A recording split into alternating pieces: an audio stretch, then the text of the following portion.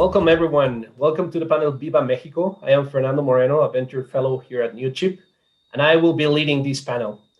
Today, we will be talking about the current situation of entrepreneurship in Mexico, to the personal stories from some of our founders that are based in Mexico City. It is a great pleasure for me to introduce our special guests that are also founders at Newchip Accelerator.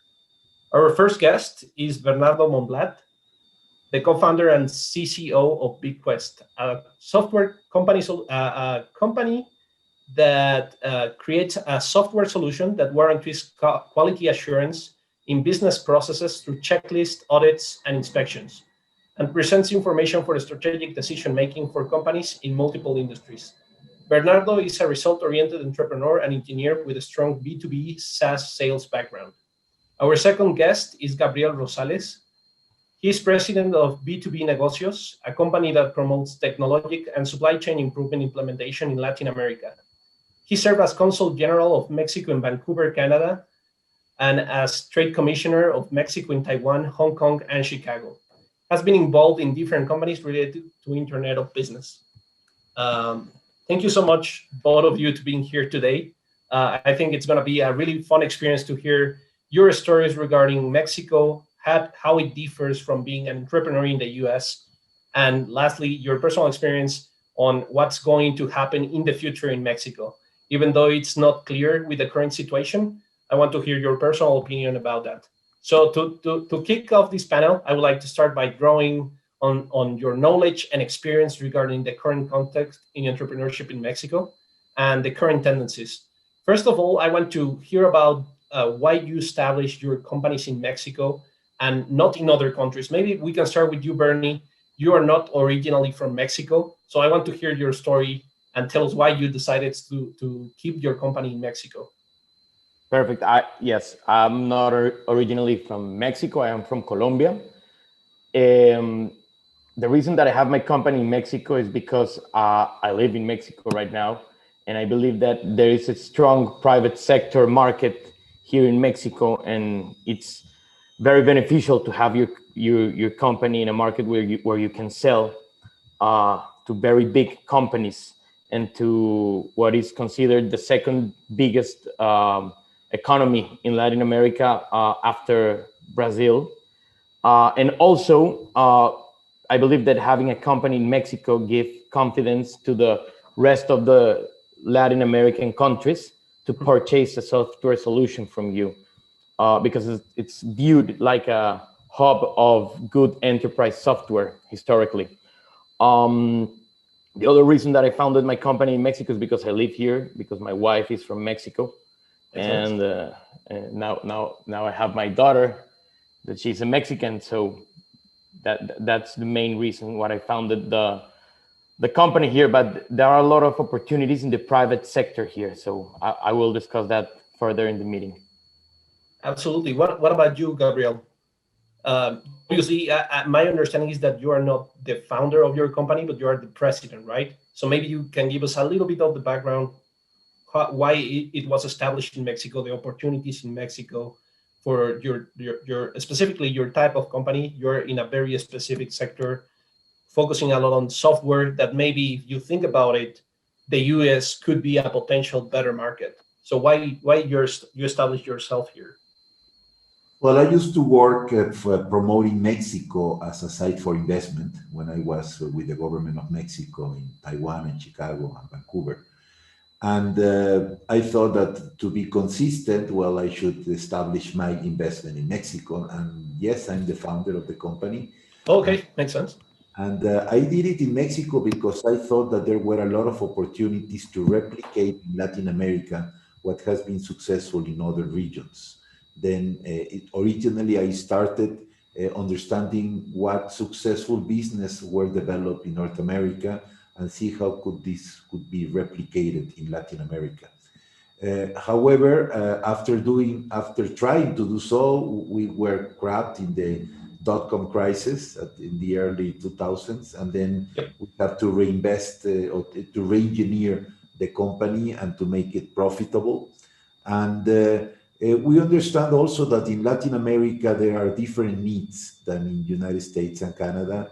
but that there is a very interesting and significant market, and that for many corporations, they see Latin America as a single market, that same considerations applies for Mexico, Brazil, Colombia.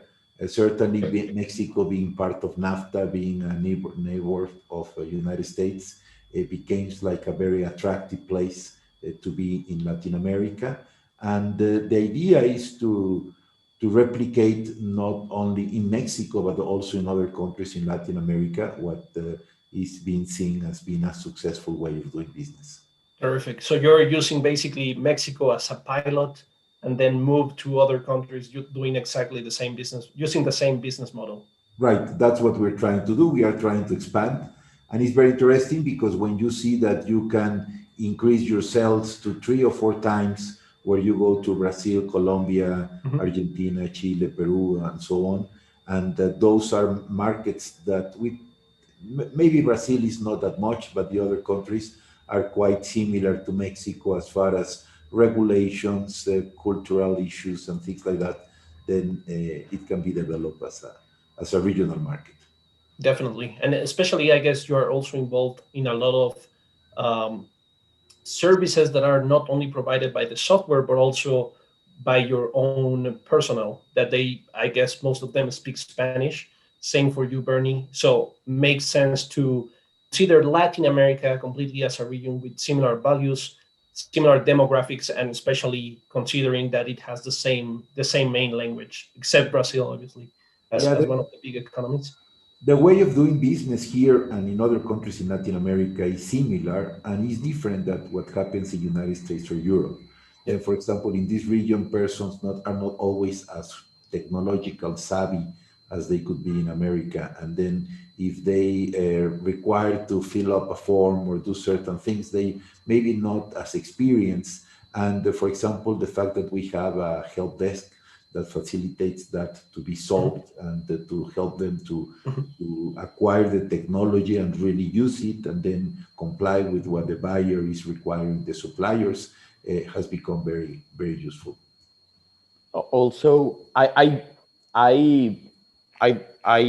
differ a little bit from Gabriel in the sense that we do not want to expand with subsidiaries in other countries. We want to open partners because we see the way of making business in Latin America is having a huge network. If you're selling B2B, if you have a good network, you will be successful. And obviously, me and my partners, we have a network here in Mexico. I have some kind of a network in Colombia, but that's it. If I rely on partners that can open big markets in other countries in Latin America, I can establish a well-funded partner service from Mexico. So I do want to keep the Latin America HQ. I do want to expand to other regions like United States and Europe. But for Latin America, I do want to keep the HQ on Mexico, and I want to open market and consolidate market through partners because even though the way of doing business is the same or very similar, the knowledge of the market and the connections are very located in professionals around Latin America. Yeah, that's what we want to found as a partner. And I agree with you. Definitely. Now that you, I agree with what you say. In our case, we have subsidiaries in certain countries like Colombia and Brazil, who has the profile to be there present with personnel. And in other countries like Guatemala, we are doing it through partners, and that's working well. And I agree with you. You need experienced people in each country to understand the local language, although there are similarities between Colombia and Mexico and Guatemala that could be taken advantage of. Definitely. And I think one of the issues a lot of international founders are facing when trying to fundraise from American investors is that they do not know not a lot of people from the US, so they cannot create these connections to people that could be interested in investing in them just because they are not physically there. So that we will talk about the fundraising process in Mexico in a few minutes. But moving on, to determine that you wanted to establish your company in Mexico, expand to Latin America, but at the same time, you are a founder that is participating in Newchip, that it's a global accelerator based in Austin, Texas. Why did you decide to go to a US accelerator instead looking for one accelerator that is in Mexico or in other countries in Latin America? Well, I think with the pandemic, the things changed dramatically and the borders really collapsed. For us to attract a client now in Argentina or Chile may cost us the same that doing it here in the same city. In fact, last year we implemented 2 clients fully remotely without having to visit them one single time. Everything was remotely. Then that was a big advantage. And in the same way, if capital is available more in the United States or Canada, why we should look for capital locally in Mexico? If you can be present through this type of conferences virtually and have access to capital in other markets that are with a more open mind, with a more with a mindset that fits more what is needed in this type of new projects or new technologies. Because sometimes the way investors think in Mexico is more traditional, is more based in fundamentals of accountings and so on, and they are not considering things as discounted cash flows or things that are moving forward other ways. Then some of the industries, for example, in my sector, some of the companies are valued at 40 or 50 times sales, which are really valuations that are not typical for an investor in Mexico in a market much more brick and mortar. What do you think? Definitely. For me, it is something similar to Gabriel. I really joined Newchip because an international founder from Israel, who's my cousin, told me about you. And I wanted to explore because I didn't really know how the dynamic was on not only on investor relations in America, but the investor relations in Latin America. We are very new to the process. We are professional bootstrappers, but I joined Newchip because I felt appealing that you are an equity-free accelerator. And that I have the chance to learn about the market. And I found some very interesting foundings, as Gabriel said, in United States. They value the project as well as the current financials. In Mexico and in all Latin America, it's very hard to find somebody that values the potential, the project. But at the same time, I believe that the restrictions for getting a VC deal in United States as an international company are very limited.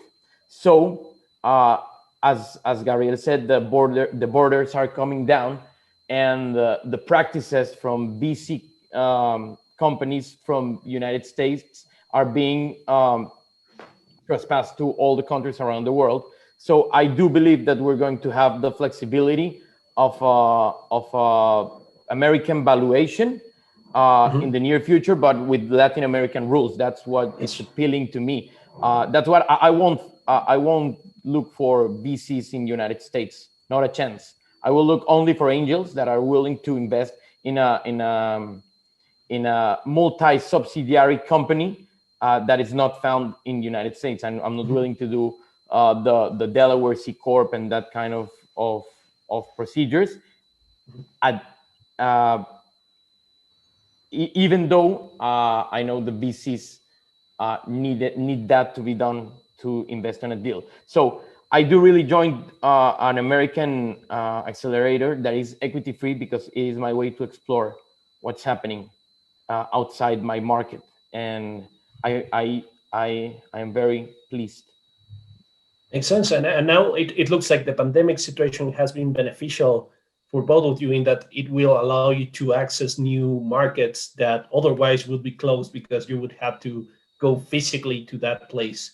And talking about the other resources that are available in Mexico in terms of financing, mentorship, other support from third parties like universities to startups, what do you think that it's the main difference between this type of support in Mexico and the one that you could have as an entrepreneur in the US?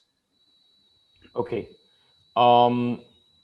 Yeah, first of all, there are many entities that can support entrepreneurs in Mexico. The government is not one of them.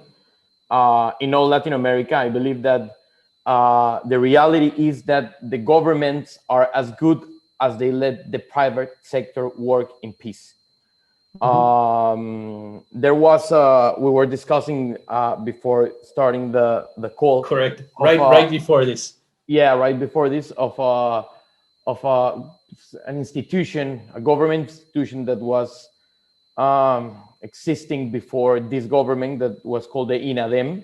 The INADEM had the mission to get lost funds from government projects all around the different areas and assign that budget for equity free as a lost fund to some of the entrepreneurs around the market. So the reason that you cannot trust the government, this is not only in Mexico, it's in all Latin America. From Tijuana to La Patagonia, this is all the same government-wise. You will, before there was a little bit of corruption, there were gangsters that will try to get funds from the government for you in exchange of a commission out of those funds. But now it's the other radical side that eliminated the institution. The institution had a very good idea, and he eliminates the institution. So I believe that the right way to do it is to correct what was wrong, which was the corruption. So not from the government, from educational institutions. I have been in some expos that I have really enjoyed, but I don't believe that they will give you exposure to investors. I just believe they have good content and they have good technical content, not business wise. But some educational institutions, they do have good technical content in their expos, in their events. So it's right to attend those events. I believe that where you can find the support on the market in Mexico is from the private sector, from other companies. There are some companies that are willing to connect startups with corporations. Also, you can join networking private clubs, Events. yeah, and events in order to start building a network. And as well, the digital marketing in Latin America is almost unexplored for many companies. So there's a huge opportunity on fishing in blue oceans, Yes. in digital marketing wise. So I will rely on technology and in the private sector. And for content, I will rely on educational institutions. Yeah, definitely. I think advertising costs through social media, for example, is way cheaper in Mexico than in the US, just because you don't have any competition or not as much competition. Yep. Gabriel, I want to hear your take on what resources are available, especially because I know you were a professor at ITAM and at Anáhuac and other educational institutions that maybe are trying to promote entrepreneurship, promote innovation. So I want to hear, what do you think the universities are doing right, what they are doing wrong, what they are missing, and how do they compare with the universities in the US that some of them have like complete programs focused on innovation, on promoting entrepreneurship with the students and allowing them to actually follow on their entrepreneurial dreams by providing grants, loans, support, mentorship, etc. Well, I think in the last few years, there has been a very positive trend to promote entrepreneurship in Mexico. In addition to the government supports from a few years ago, including INADEM and Semana del Emprendedor and things like that, there were a lot of activities from the private sector, as you said, from universities. Tech de Monterrey that did a great job. There is a big event in Monterrey called Inc. MTA, where you can connect investors with young entrepreneurs. AmexCap has been also doing a great job in making a bridge between investors and entrepreneurs.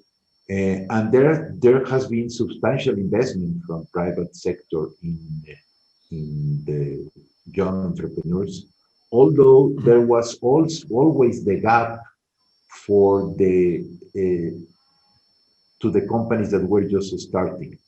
I mean, if you're already developed to a certain point, it's fairly easy to obtain financing or investment. But if you are just starting, it was quite difficult.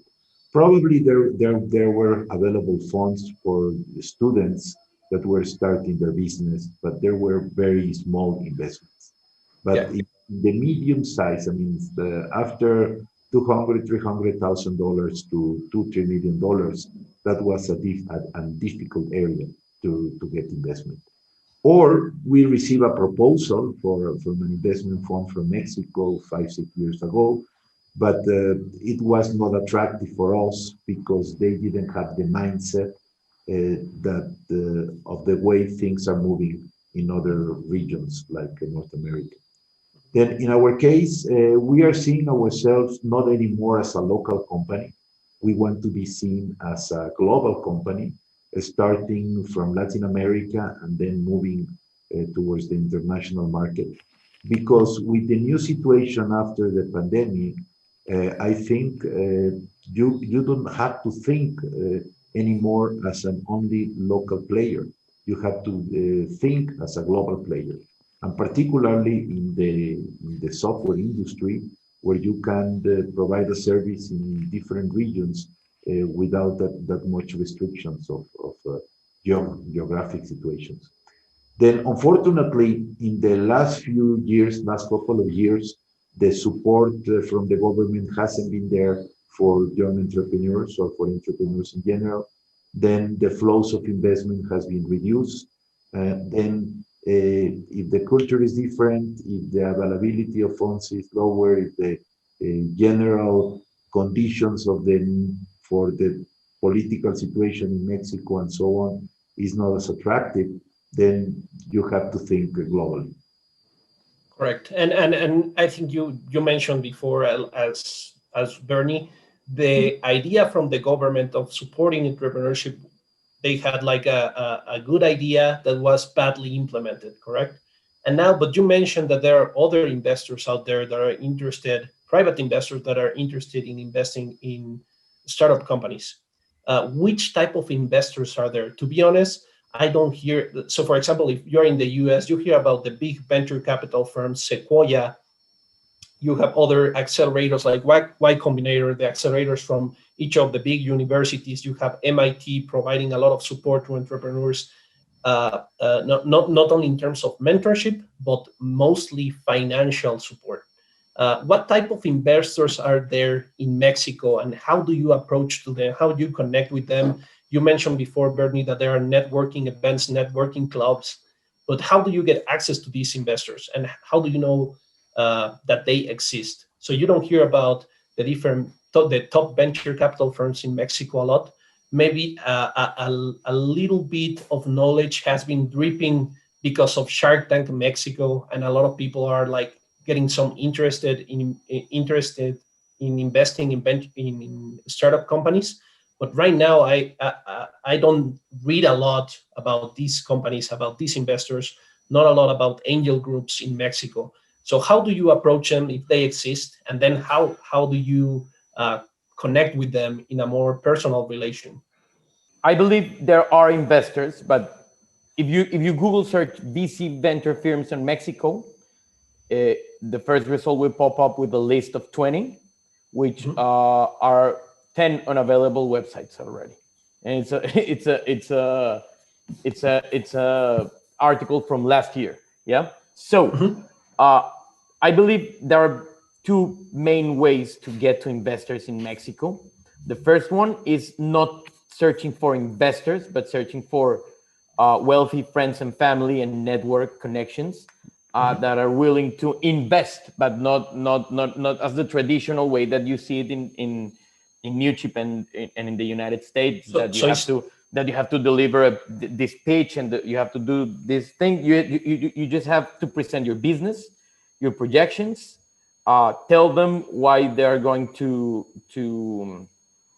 get their investment back, and they are willing to participate.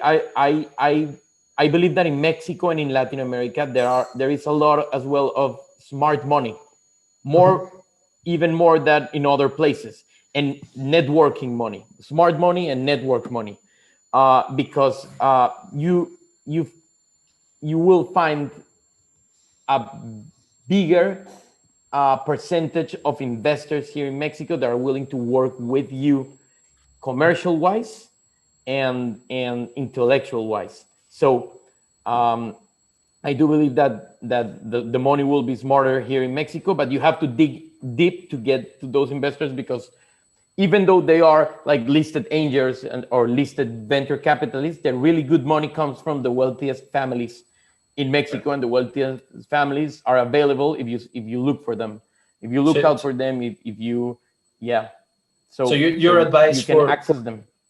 So your advice for Mexican entrepreneurs is look for these angel investors that are maybe not actively investing in the startups, but they are wealthy individuals that they are willing to not only provide you with financial support, but with a lot of mentorship connections that bring something to the table to your company, right? Yeah, and as well, if you do enterprise software like Gabriel and me, you can start selling them the product. They will.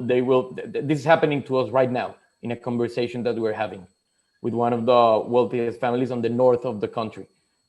We sell them a huge project in BeepQuest for all their industrial dining rooms, and they do want to be partners of us right now. Excellent. And they're not listed as investors, and this applies to all Latin America.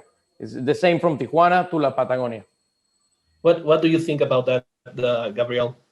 I wouldn't say that there is no investment available in Mexico. I think that there are funds, there are venture capitals, there are angels.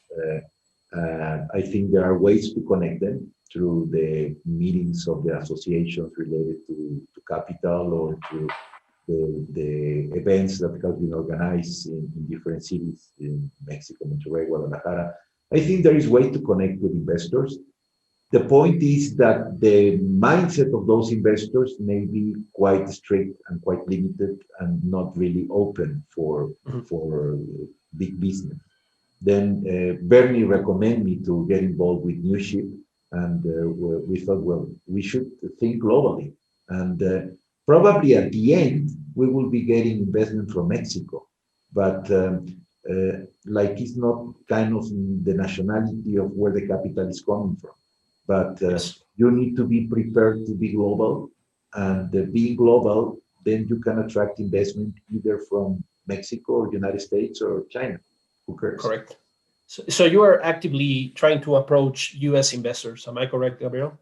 Yes, but not necessarily. I mean, we are open, we are growing, and we are looking for ways to which way we will develop our company. We were receiving a proposal the other day to become public in Canada in a reverse takeover system, in which you get associated or merged with a Canadian shell who has been already established, and that's one way. Crowdfunding seems like a very interesting option. We've been talking with some investment funds in Mexico.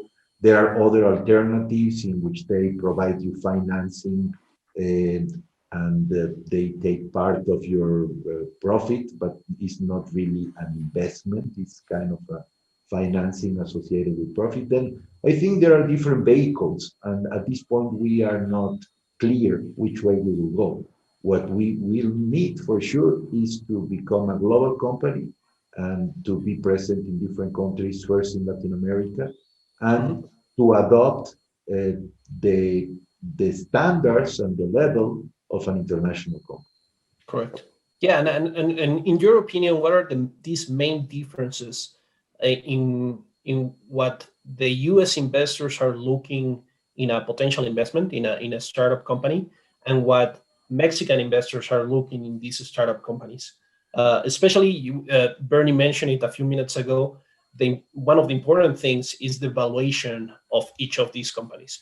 If you go to San Francisco, New York, Boston, you will see companies that are pre-revenue that are maybe being valued at millions of dollars. And what I'm seeing in the Latin American companies that are in the accelerator is that they are maybe already selling thousands and thousands of dollars, and they are still with a way lower valuation that they would have if they were in the US. Is that because of the investors that are approaching them that are maybe from Latin America? Or what do you think are other things that change between the US investors and the Latin American and Mexican investors? I will put it this way. You can see in one extreme of the market the bankers who are very narrow-minded, very strict, very orthodox, and they are thinking in very traditional accounting. Are you referring to investment bankers? No, I'm thinking about bankers. A banker who will lend you money to Okay. buy a car.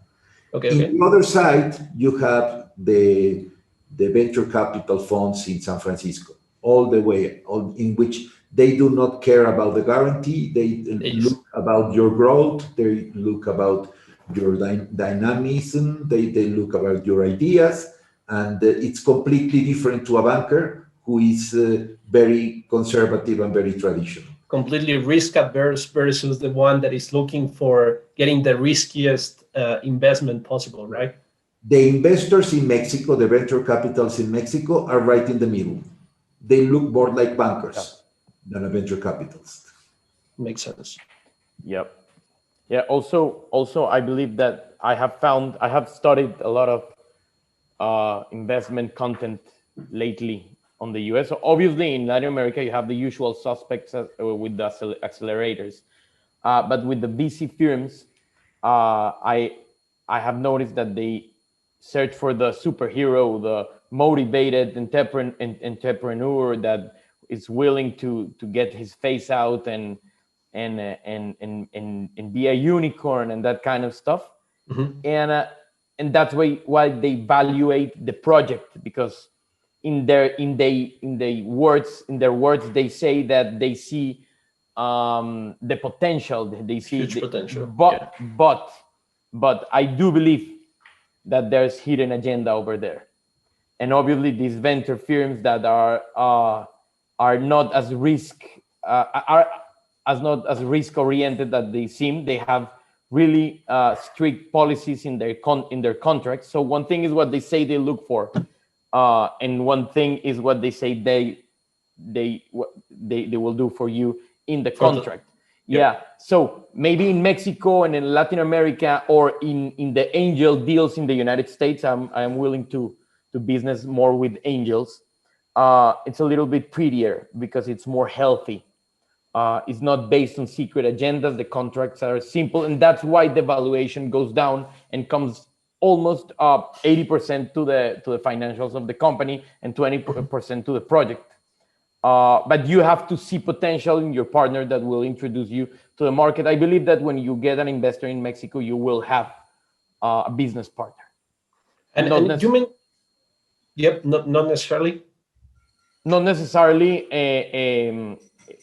that will happen in a VC firm in Silicon Valley. Yep. And you mentioned before, Bernie, that when you're approaching these wealthy individuals that could potentially invest in you and bring something to the table to your business, you were not actually giving your 3-minute pitch or your or showing your pitch deck to them. What's the process you have with these type of investors, and then how you convince them to actually invest in your company and finally close around with them? Good. That's a good question. Now I have a pitch deck. Now I have a one-pager. Now I have a data room, and those are very, very valuable resources that I learned here with you. But I showed them success stories with customers. I showed them what we have done on the market, how we have been bootstrapped, how our growth has come from our pockets and then from our customers' pockets. I believe the most beautiful money that you can get is the money from your customers. And by that, I believe that by showing your growth, your bootstrapped heart, and what you have done with customers, you will get their attention. So in your opinion, these investors are less sophisticated than the ones in the US potentially? No, not at Or all. they just Not have at a all. different way of doing business, and that's Yeah, it? it's not frameworked. It's not a framework. What I have learned here is that there is like kind of a framework, a very strict framework in which will you have to operate. In Latin America, it might be called just doing business. You need cash flow to consolidate market. You present a project. Obviously, the tools of the framework, which are as you said, the pitch deck and that kind of stuff, are very helpful. But you don't necessarily have to stick strictly to that framework. Yeah, I believe in the US, they will expect from you that you are definitely they will force you you are attached to the framework. Yeah. Definitely, if you attend a pitch competition without a pitch deck, I would guess you would be automatically out, right? If you don't show what they are expecting to see in a competition or in just your one pager or your pitch deck, you will be discarded by of course almost any investor. Of course, and also I have a customer that was a Y Combinator company and has his project in Latin America running, and it's obviously no names here, but it's pandemic victim. This customer of mine, and I saw what the contract with the VC of Silicon Valley did to them. So I wanna. Because of what they were demanding in the upcoming future. I guess some type of conversion or something like that. Yeah. Okay. Yeah. Makes sense. Yeah. So they're basically no more the owners of the company. Excellent. 90%. Yeah. So, but basically that's it. To wrap this up, I want to hear your point of view, Gabriel and Bernie, regarding what's going to happen in the future in Mexico. Are we going to see an increase in venture capital activity, an increase in people trying to start their own companies, or it's going to be completely the opposite? Like there is, statistically speaking, it's not a good idea to start your own company. Like 95% of the companies disappear during the first 5 years, I think. So what do you think is going to happen from a government support perspective, from the university and third parties, private investment and support perspective, and also from the founders that could have a great idea and maybe they are not taking that step to actually focus 100% of that specific business and grow their company? What do you think is going to happen in the next 3 to 5 years in Mexico? I think the environment in Mexico is not that positive to generate local investment. The government is not proactive for investors, is very passive in that regard, and is expecting that the entrepreneurs manage by themselves what they have to do. And because of that, the private sector is slower than in the past. Then I think this is something that is a reality, and we cannot expect a dramatic change or shift in the next 4 years at least. Now, I think what is important is that the entrepreneur identifies what they are looking for. Not necessarily to know it from the beginning, because sometimes this process is quite valuable, and I think Newchip plays an important role here, telling you the different alternatives about which way to go. Because I think it's a very different scenario if you are looking for an angel investor or a venture capital or a private equity investors or different type of investors that are available. Because for certain investors, they are looking for unicorns. And if you are not like a unicorn, then you are not suitable for them. And they are not suitable for you. Because as Bernie was saying, what they will require from you may be very strict, and they may not be convenient for you to take that type of investment. Yes. On the other hand, You may have a very attractive proposition for some of them. In our case, for example, since our competitors are valued 40 or 50 times sales, and we are growing and beating them in some of the clients, and we are cash positive and we are expanding to other countries, we became a very attractive investment to increase your valuation 3 or 5 times in very short period of time. And this is a return much higher than any traditional investment. But Yes. this is for certain type of investors that are ready to invest certain amounts of money and that are looking for certain guarantee or certain assurance that they will not lose their money. But if they compare you and they look that you become a unicorn, then you are not basically a good option for them. Yep. Then I think it's matter to know what you want and look for that and be specific on that. And this is a process that you do not know it from the beginning, but once you get your feet wet, then you can probably get to that. Yep. What about you, Bernie? What do you think is going to happen? Okay, perfect. I believe with this situation, it's a good idea to consolidate a company in Latin America. Mm-hmm. And it's a better idea to go and sell around the world, which is what we're starting to do right now. You can have a quality workforce with half a budget, and quality workforce, because it's not like they are like third country precary markets that you won't find talent. No, you will find talent. You will have good talent, but you will found cheaper talent than in the US. So you will be able to build an infrastructure. I'm speaking from the point of view of the enterprise software, which is the only thing I know. I don't know anything else.